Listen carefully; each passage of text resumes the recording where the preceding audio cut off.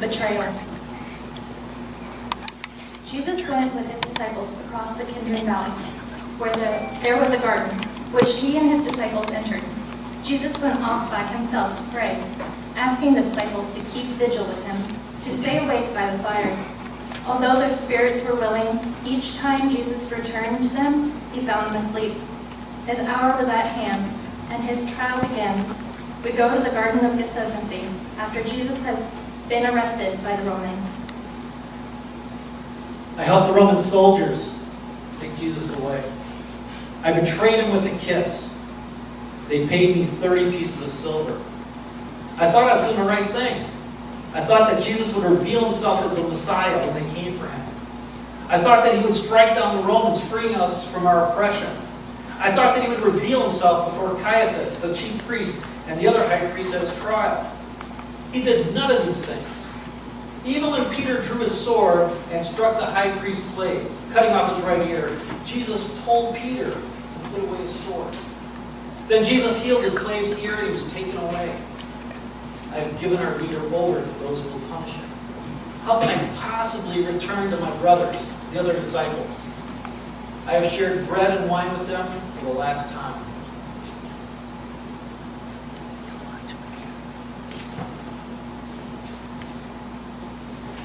John, the son of Zebedee, the Beatitudes.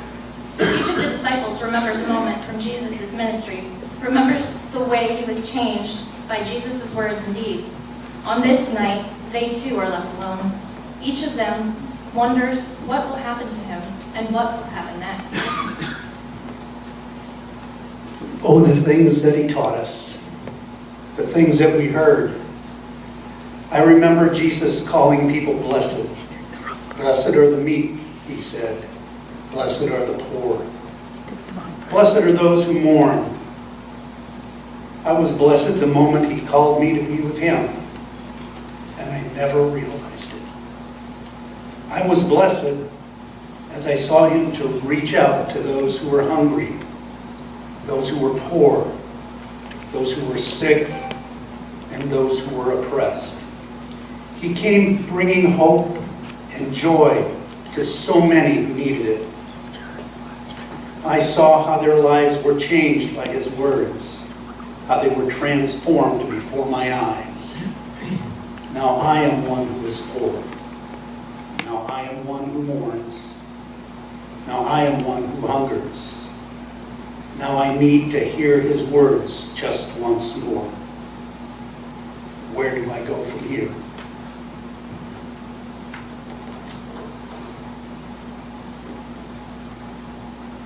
James, the son of Zebedee, feeding the thousands.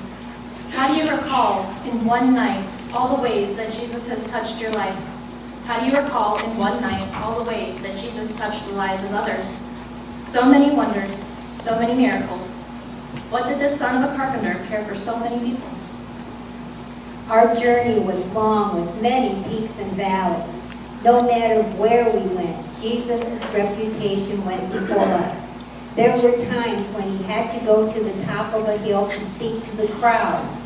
Sometimes he had to get into the boat and go on to the lake for a little while so he would not be overwhelmed. One evening after he spoke to many and healed many, we continued our journey and they followed. There were too many people to enter the town. They wouldn't have enough food for so many. We didn't have enough money to feed so many. We had only a few loaves and fishes, enough to feed ourselves. Jesus instructed us to break the bread and fishes and give it to the crowd. There were so many for us to feed with the little we had. And yet, every person who reached into the basket pulled out bread or pulled out fish. There was enough for everyone, and even some left over. I hunger to hear his voice once more and sit and eat with him. I fear that I will never do either.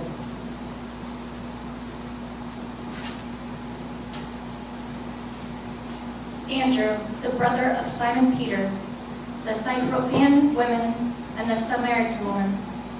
As the night passes, each of the disciples is left alone with his thoughts for the first time since Jesus called each one by name. There is no joy on this night, only fear, regret, sorrow, and guilt. Although the disciples heard the words of Jesus, not until now did they begin to understand them. Our teacher Jesus met so many people along the way. We went to places where the Gentiles live. I remember when he met the Syrophoenician woman, she asked him to heal her daughter. At first he refused, and she became angry. She challenged him, not for her sake, but on her daughter's behalf. She sought the one that she knew could heal her daughter. Her faith had led her to him. And after her challenge, Jesus healed her daughter and sent the woman on her way. On one of our journeys, we traveled to Samaria. Jesus sat down by the well, the one of our ancestor Jacob. We saw him speaking with the woman who had given him some water. She was so happy, and we knew that Jesus had done something for her. He spoke to these women as if they were part of his community. Who will he embrace as family now? Will he ever return to us?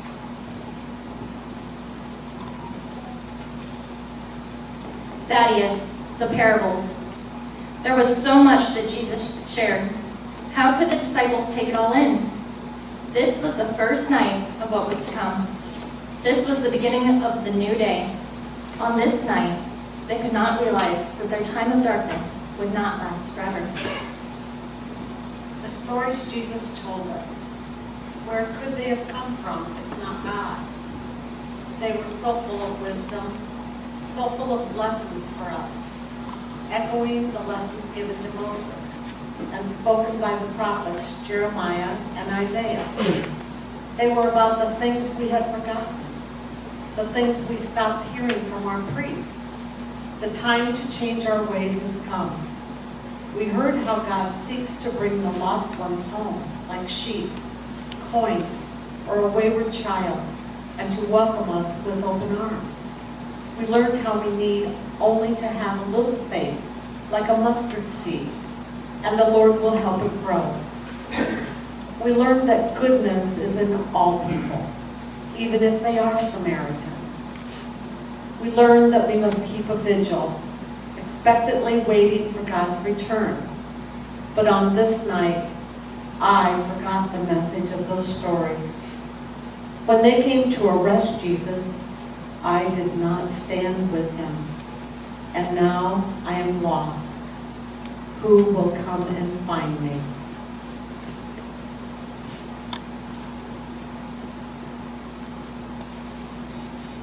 Matthew, healing the hemorrhaging woman and the centurion's slave. Jesus performed miracles everywhere he went. The blind saw, the deaf heard, the lame walked, demons were cast out. Many sought out Jesus, not only for themselves, but for someone they loved. The crowds seemed to grow each day, yet somehow the woman reached Jesus.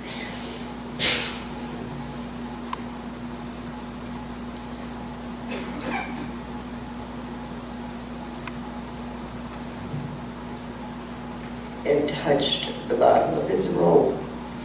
He felt the power go out of him. We thought it was the masses of people pressing in on him. But then the woman identified herself. She came forward and thanked Jesus for healing her. She had been hemorrhaging for 12 years. She had faith to believe that Jesus alone could heal her. And though there were too many people separating her from him, she somehow was able to touch the hem of his robe and be completely healed. Even a Roman centurion sought Jesus. The centurion spoke of Jesus' authority and recognized his power. He came and asked Jesus to heal his slave. Jesus spoke with him and healed him right then and there. His healing power touched so many. Some we knew by name, others we were complete strangers.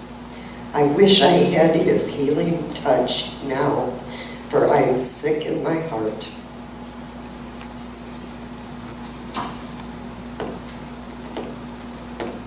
Thomas, raising of Lazarus. This is the longest night of their lives. The disciples have sat scattered like leaves on the wind. It is not known where they have gone. They fear for their lives. They do not want to be arrested. They do not want to testify before Sanhedrin. They do not want to be brought before Pilate. They do not want to be with Jesus now. Those who witnessed his greatest miracles are unable to witness for him at his trial. Word came to us that Lazarus, the brother of Martha and Mary, was ill. Although we warned Jesus that the Jews had sought to stone him and that he should not return just then, he decided to go anyway.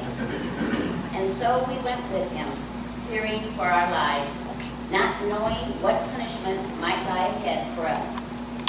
We arrived too late. Martha came out of the village to meet us, to tell us that her brother was gone. Jesus then entered the village and went to Mary. When he saw all those around him weeping for the loss of Lazarus, he also wept. We thought he would stay and mourn with the family. We thought he would stand by them, offering what comfort he could. He said, "Take away the stone." He prayed to God, thanking the Lord for hearing him. And then he said, "Lazarus, come out." And Lazarus did. I can still remember like it was yesterday. Who will stand by Jesus now? Who will comfort him? Who will call Jesus out of the arms of those who arrested him?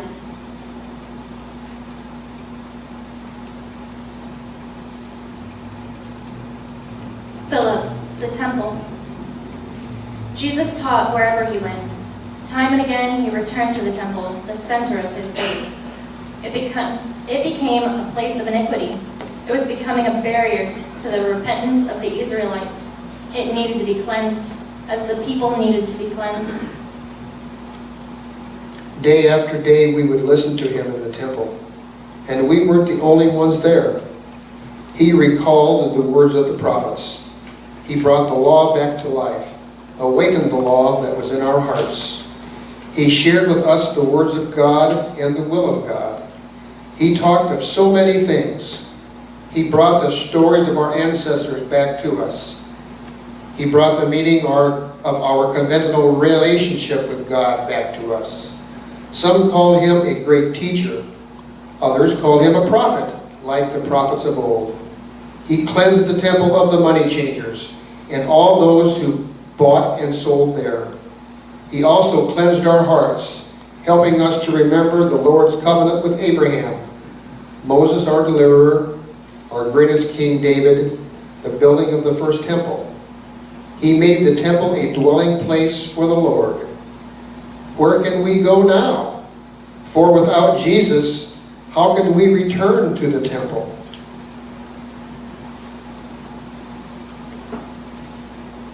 Bartholomew, the Pharisees and Sadducees. As Jesus' popularity grew, some were not comfortable with the message he preached and the words he offered.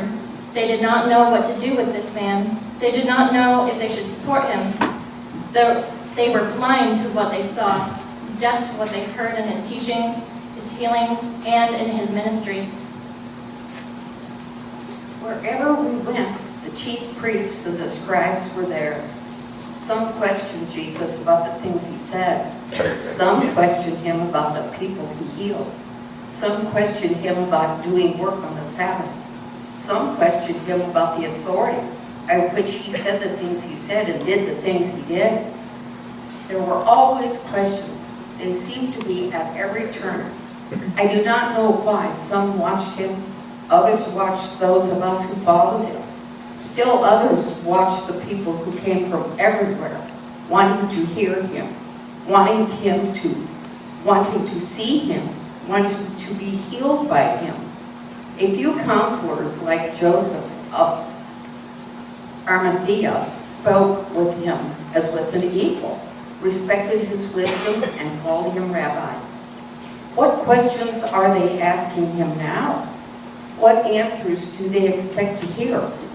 What answers will he offer them? Why didn't I go with him to face the Pharisees and Sadducees? What answers would I give them?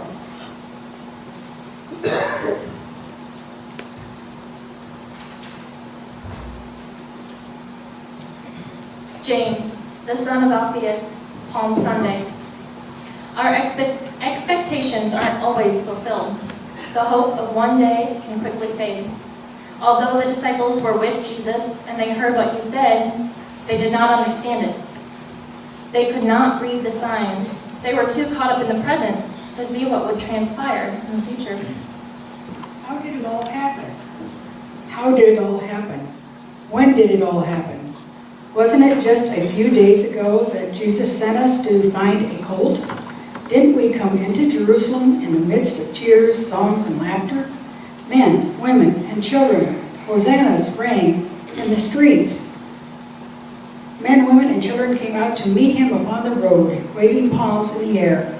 How did the loud hosannas ring in the streets? They called him the son of King David. They called him the prophet of Nazareth and Galilee. He had changed the lives of so many.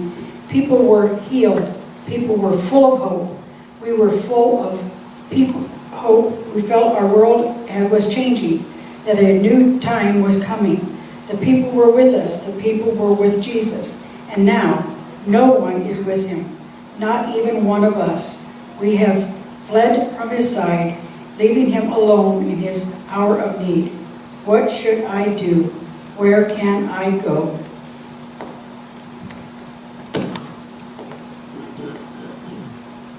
Simon, the zealot, the kingdom to come. As clarity comes as the disciples begin to believe, they are left to deal with what they didn't do on this night. For a time, they will be overwhelmed by their regret, by their failure. But in time, they remember the significance of Jesus' life. They remember the significance of this night, of the Last Supper, and of forgiveness.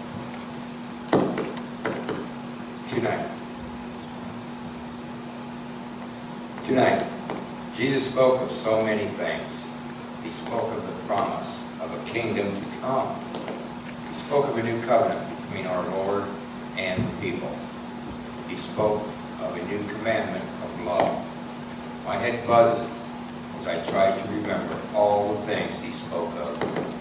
Has it only been a few years since he called our names to follow him, so that he could teach others a new way? He sent us out to share what we had learned, empowering us to speak to the hearts of others wherever we went. What did he say about the kingdom to come? It was about being born anew, about being born of the Spirit. We were to change our ways, to hear the message he shared, and to live it. He warned us to be ready, for no one knew, not even he, when this kingdom would arrive. He tried to prepare us for the suffering that would come. And on this night, he must suffer alone. For when they came to arrest him, I didn't have the courage to go with him.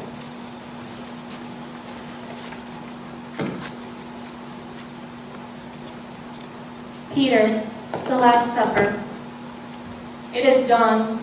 All the disciples have scattered. The fear that they too will be arrested. They are sorrowful, for Jesus has been taken away. Is it possible he will be taken before the Romans?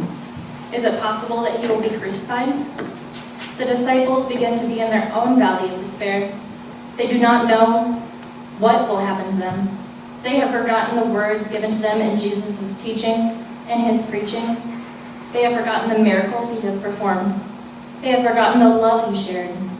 On this night, they have lost themselves, although they have been broken bread and drunk from the cup. Jesus called me the Rock, because when he asked me, "Who do you say I am?" I answered, "You are the Messiah." Tonight at dinner, after he washed our feet, when he said that one of us would betray him, I swore that I could not do any such thing. I did, in fact, deny that I knew him.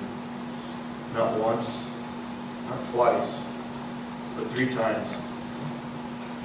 And as he said 3 times before the cock crowed, I am the rock. In my fear, I have denied the one. I have given up everything to follow. In my ignorance, I have lost all he sought to teach us the past 3 years.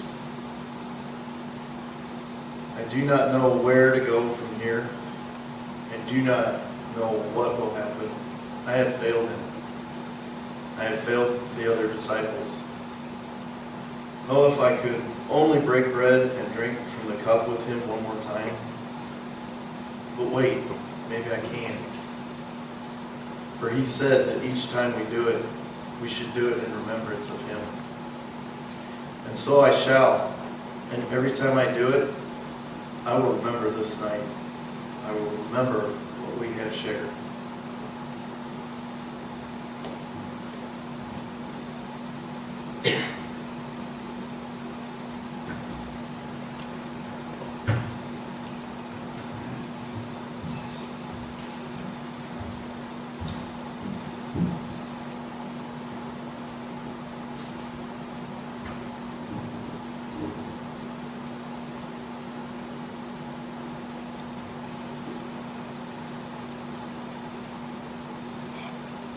Here's the